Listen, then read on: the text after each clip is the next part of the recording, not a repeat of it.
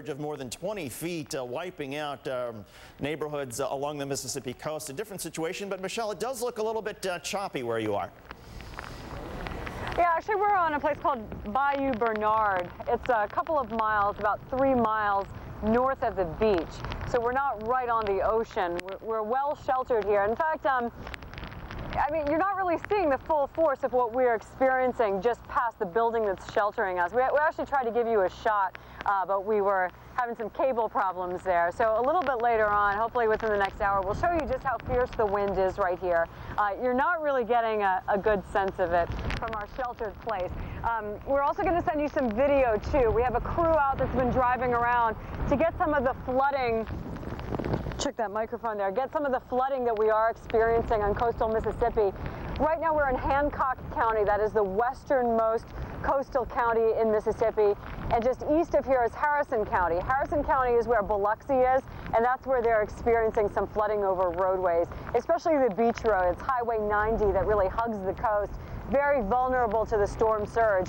So we know that some roads are closed there too, and the water is just overtaking the roadway in some places.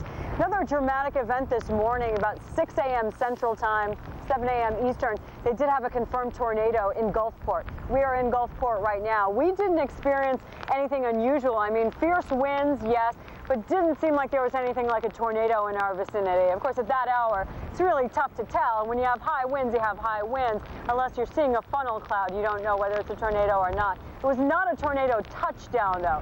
It was a funnel cloud. They called it a tornado. It was confirmed by both law enforcement and Doppler radar.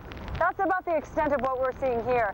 Heavy rain, yes, but not as heavy as we saw earlier this morning. So the tornadoes, the flooding from the storm surge, even though it's expected here to be about 4 to 6 feet, and that's a big relief for the people here in Mississippi, it still could pose a problem again to those roadways and people driving around. And, you know, the county officials took the time to say, you know what, be careful if you're driving around. And by the way, you should not be driving around because that county had been under a curfew since 10 o'clock last night.